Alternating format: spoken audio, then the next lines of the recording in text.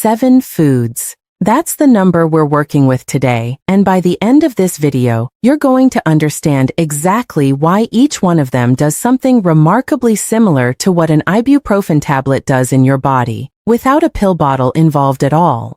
I want to start with something simple, because I think it gets skipped over a lot in conversations about joint pain and inflammation. Ibuprofen isn't magic. It's not some mysterious force that just makes pain disappear. It works through a very specific, well-understood mechanism. Inside your body, there are enzymes called COX enzymes, cyclooxygenase if you want the full name, and their job is to produce compounds called prostaglandins. Prostaglandins are part of your body's inflammatory response. They're not inherently bad. In fact, they're necessary. They help protect your stomach lining, they regulate blood flow, they do a lot of useful things.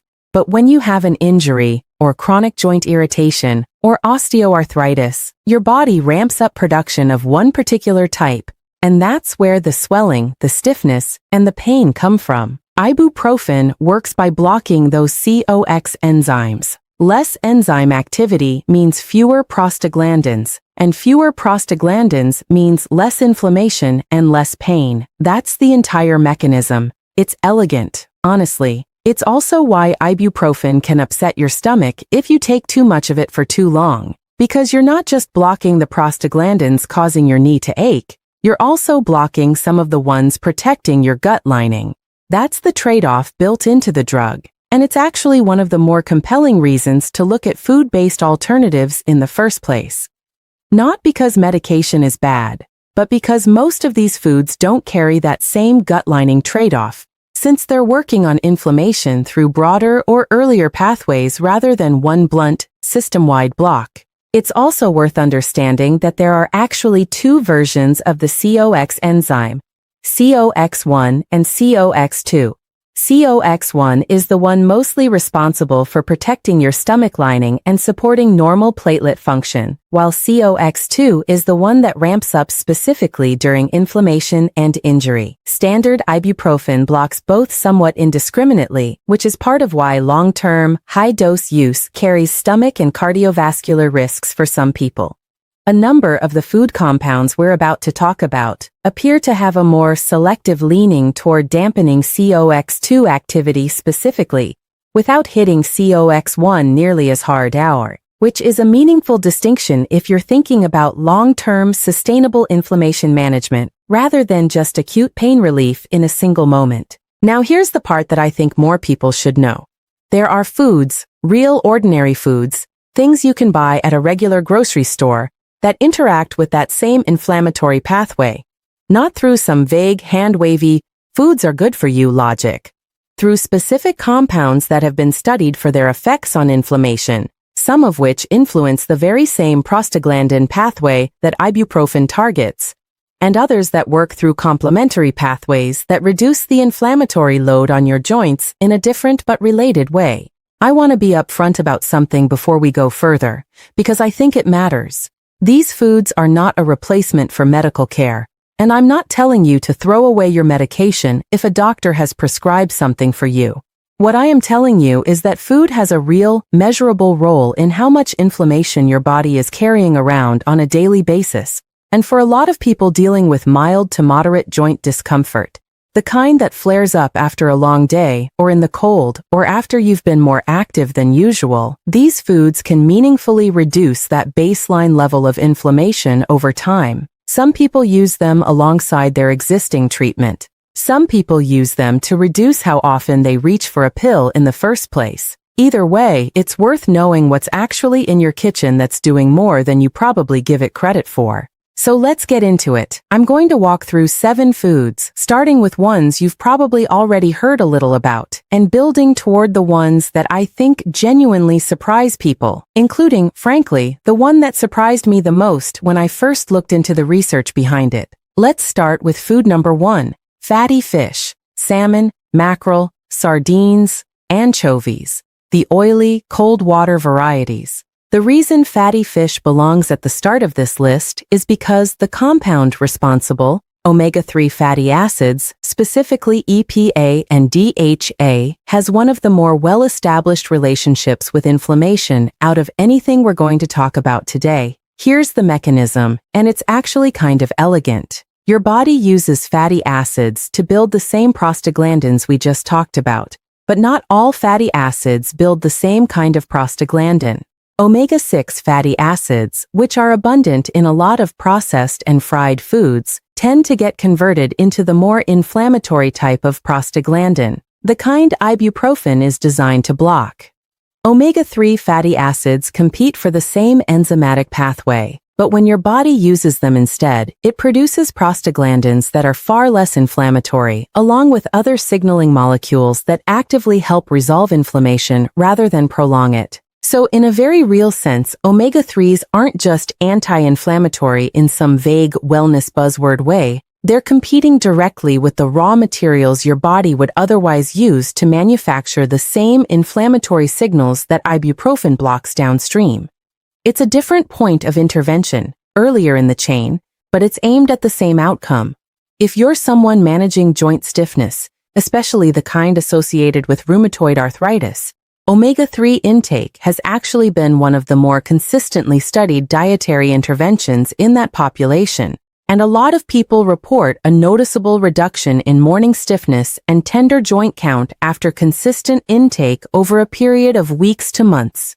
It's not an overnight fix, and I want to be honest about that, because nothing on this list works instantly the way a pill does, but the cumulative effect over time is real.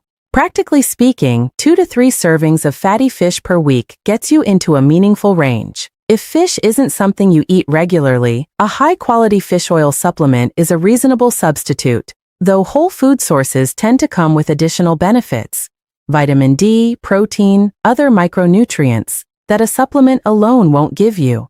And vitamin D in particular is worth a quick mention here, because low vitamin D status has its own independent association with joint pain and muscle aches, so fatty fish is quietly doing double duty for a lot of people without them realizing it. Food number 2, tart cherries. This one tends to surprise people, mostly because tart cherries don't get talked about nearly as much as they probably should. The compounds responsible here are called anthocyanins. They're the pigment that gives tart cherries their deep red color, and they happen to have a fairly direct anti-inflammatory action. What's interesting about tart cherries specifically, compared to regular sweet cherries, is the concentration of these anthocyanins is significantly higher. Tart cherry research has actually been done in athletic populations quite a bit, originally looking at exercise-induced muscle soreness and recovery. And what researchers found along the way is that the anti-inflammatory effect extends to joint inflammation as well, including some promising findings in people with gout and osteoarthritis. The mechanism here works similarly in spirit to omega-3s, in that anthocyanins also appear to reduce activity along the same inflammatory pathway involving those COX enzymes, although the effect size and the specific binding behavior is different from a pharmaceutical NSAID.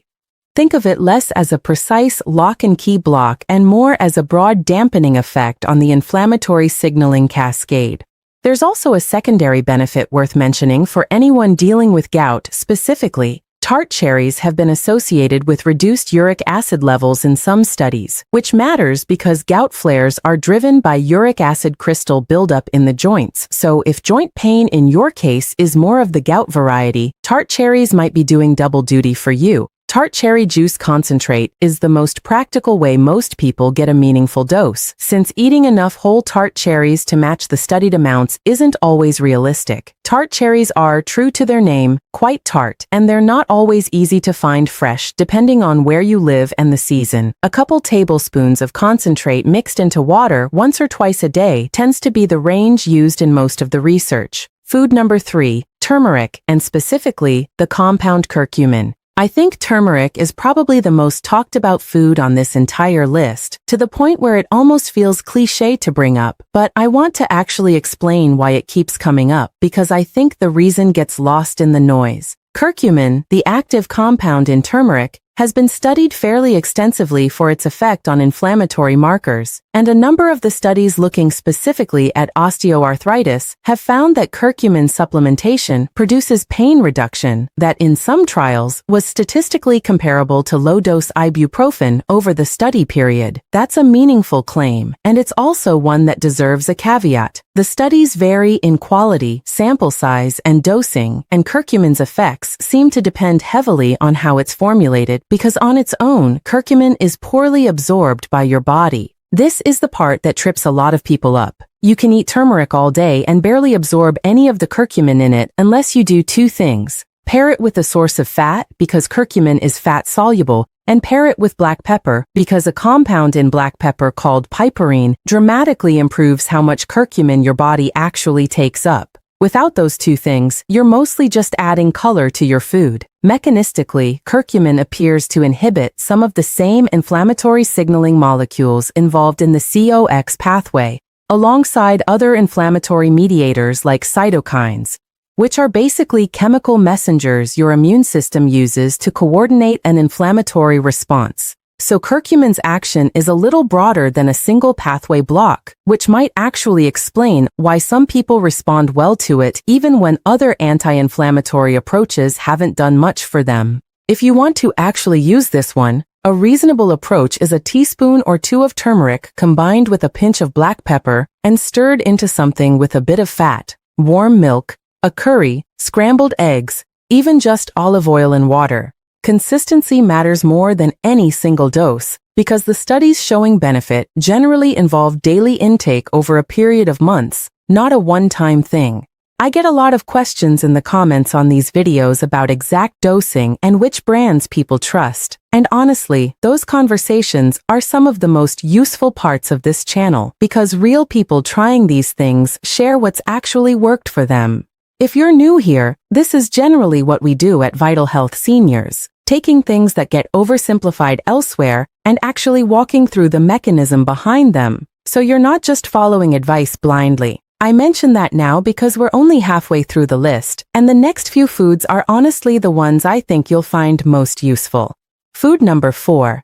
Ginger. Ginger and turmeric come from the same plant family, and people sometimes assume they do the same thing, but the compounds are actually different. Ginger's anti-inflammatory action comes primarily from compounds called gingerols and shogaols, and the research on ginger for joint pain, particularly osteoarthritis of the knee, has been around for longer than you might expect. What I find genuinely interesting about ginger is that several trials comparing ginger extract to ibuprofen for osteoarthritis pain found that while ibuprofen tended to produce a somewhat faster initial reduction in pain, ginger extract closed that gap over a few weeks of consistent use, and in some comparisons, the difference in pain reduction between the two became fairly small by the end of the study period. Ginger also came with noticeably fewer gastrointestinal side effects in those comparisons, which lines up with what you'd expect since ginger doesn't carry the same stomach lining risk that comes from blocking the protective prostaglandins ibuprofen also affects.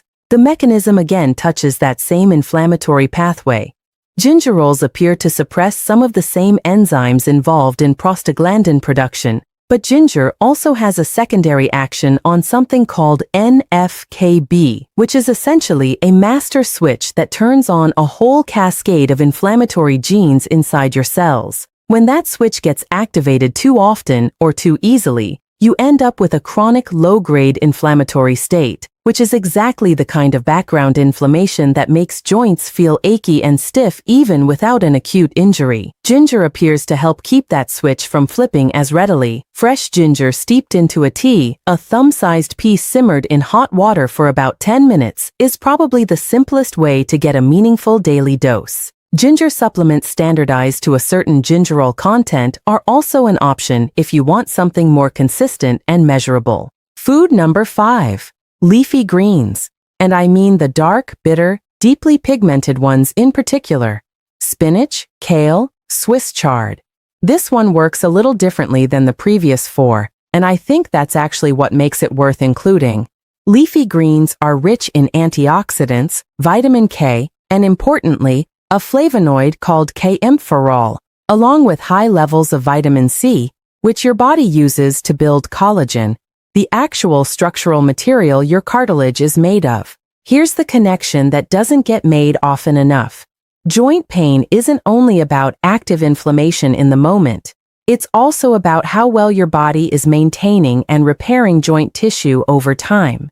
Cartilage doesn't have a great blood supply, which means it's slow to repair itself compared to most other tissue in your body, and that repair process depends heavily on having the raw materials available. Vitamin C being one of the most important because it's a required cofactor for collagen synthesis. Without enough of it, your body simply can't rebuild cartilage efficiently, no matter how much inflammation you manage to reduce. This is also where hydration quietly plays a role that people overlook. Cartilage tissue is largely water, and joint fluid relies on adequate hydration to stay viscous enough to cushion movement properly. It's not a dramatic factor on its own, but combined with a diet that's actually supplying the building blocks for repair, it rounds out the picture of why some people notice their joints feel looser and less creaky simply from cleaning up their overall diet and water intake together, rather than any single food doing all the work. On top of that, leafy greens are rich in antioxidants that help neutralize something called oxidative stress, essentially cellular damage caused by unstable molecules called free radicals.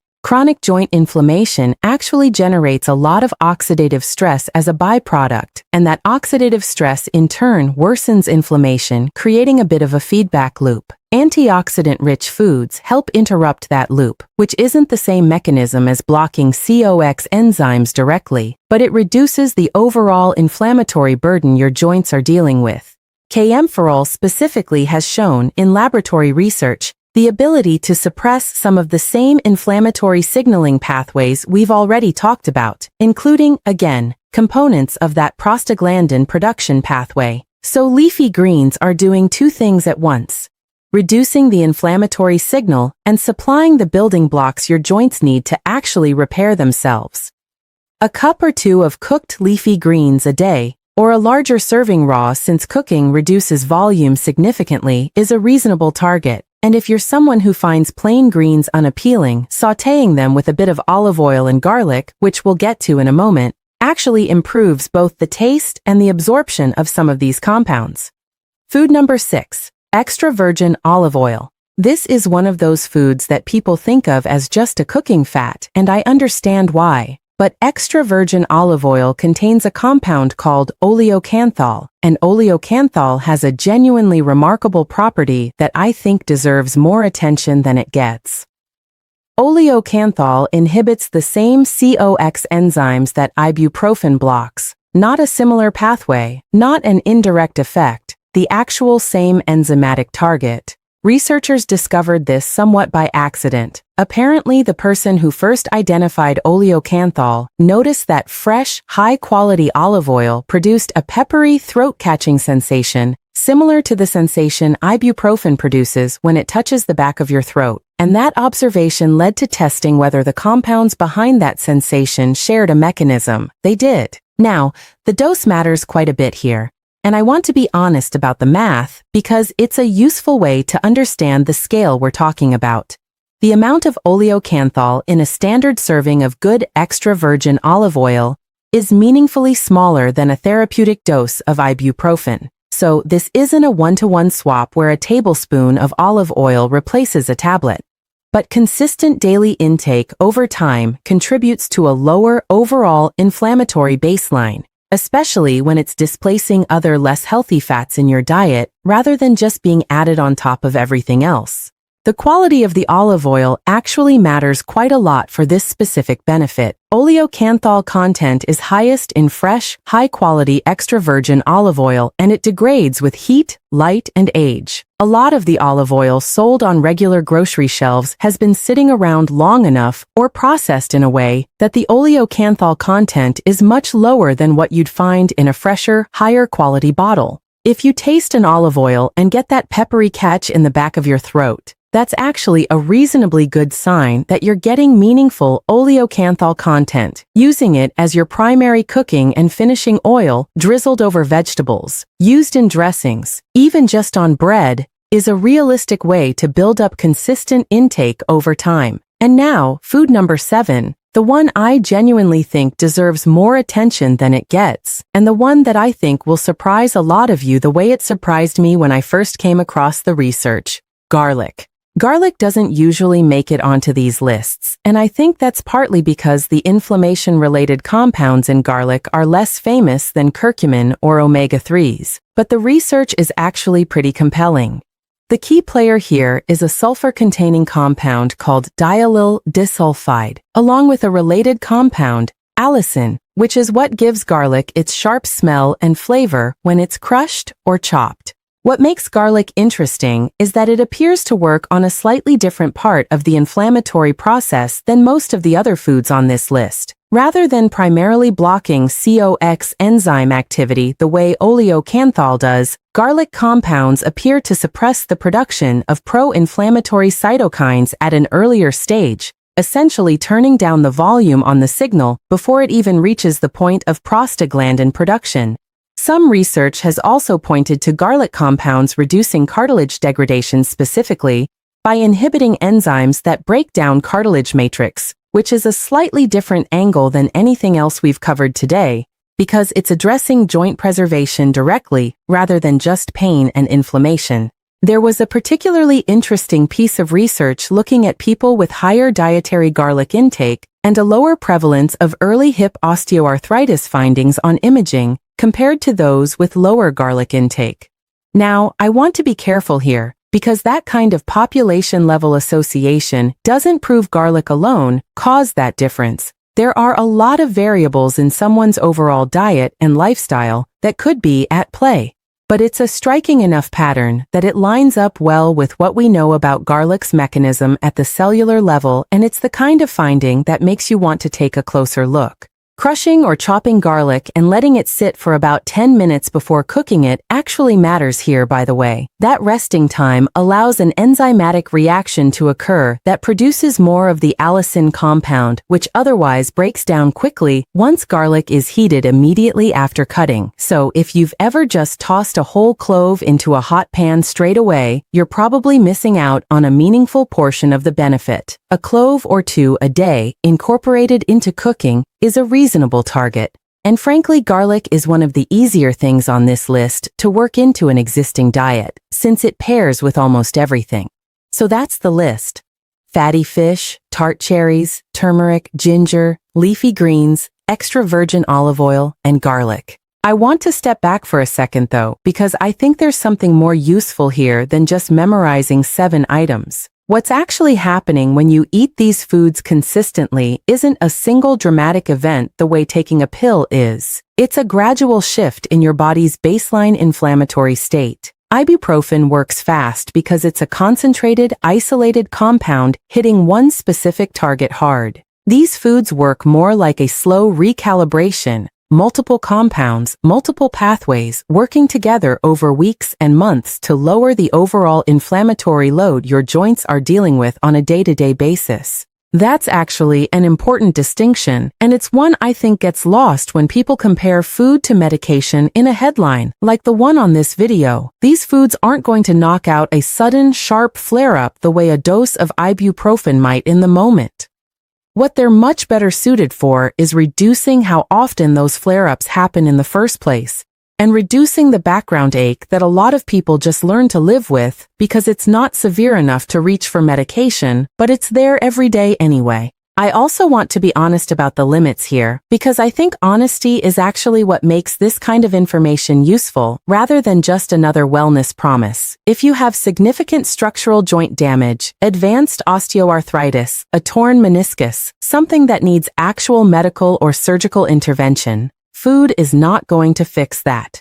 These compounds can reduce inflammation and pain, and in some cases slow further degradation. But they can't regrow cartilage that's already significantly worn away, and they're not a substitute for seeing a doctor if your pain is severe, sudden, or getting progressively worse. If you're on blood thinners, by the way, it's worth knowing that several of these foods, garlic, ginger, turmeric in particular, can have mild blood-thinning properties of their own. So if you're already on medication like warfarin, that's a conversation worth having with whoever manages that prescription before you start loading up on any of them in large quantities. It's also worth saying that natural doesn't automatically mean no interactions. These compounds are biologically active, which is exactly why they work, and that same activity is why it's worth being thoughtful rather than just assuming more is always better. What I'd actually suggest, if you're looking to put this into practice rather than just filing it away as interesting information, is picking 2 or 3 of these that fit naturally into how you already eat, rather than trying to overhaul your entire diet overnight. If you already cook with olive oil, just being more intentional about the quality of it is an easy starting point. If you like tea, swapping in fresh ginger tea a few times a week is a low-effort addition. If you're someone who already takes a supplement routine,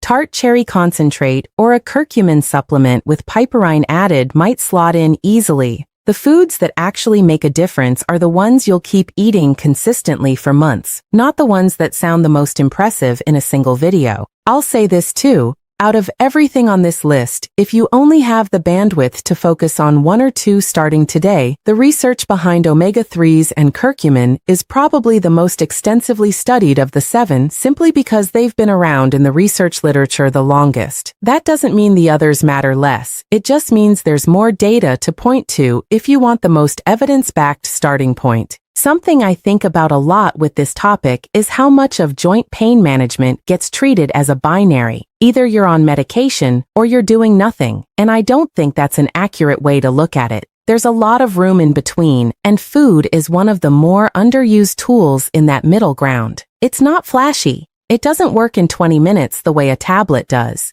but it compounds over time in a way that medication alone doesn't, because you're not just managing a symptom in the moment, you're actually changing the environment your joints are operating in every single day. There's also something worth saying about consistency versus intensity here. People often ask whether they should just take a high dose of one of these compounds, like loading up on curcumin supplements, and expect a faster result. In most of the research, that's not really how it plays out. The body's inflammatory state shifts more in response to sustained moderate intake over time than to occasional large doses. It's a bit like the difference between making one large deposit into a savings account and forgetting about it versus making smaller, regular deposits. The second approach tends to build something more stable. And in this case, that stability is what actually translates into less stiffness on a random Tuesday morning. Not just on the days you remember to be intentional about your diet. I'm genuinely curious if you've made it this far, which of these 7 you already eat regularly, because I think that's actually useful information beyond just satisfying curiosity. If you've noticed less stiffness or fewer flare-ups since incorporating something like ginger or tart cherries into your routine, that's the kind of real-world feedback that's honestly more valuable to someone reading the comments than another study citation would be. So if that's you, it might be worth mentioning what you've noticed. And if none of these are part of your routine yet, I'd say start with whichever one feels the most realistic to actually stick with, not the one that sounds the most impressive, the one you'll actually still be doing in 3 months. This is the kind of breakdown I like doing, taking something that gets oversimplified, like eat anti-inflammatory foods, and actually explaining the mechanisms behind why specific foods do specific things, the same way we just did with the COX pathway, oleocanthal, and curcumin absorption. It's the whole reason Vital Health Seniors exists. Honestly, there's a lot of recycled vague advice out there for people managing things like joint pain, and I'd rather actually walk you through why something works than just tell you that it does. If that approach is useful to you, staying subscribed means you'll see the next one of these as soon as it's out, and I've got a few topics coming up I think you'll find just as practical as this one. Take care of those joints. Small, consistent choices add up more than people expect. And most of the time, the version of this that actually works isn't the most dramatic one. It's just the one you keep doing.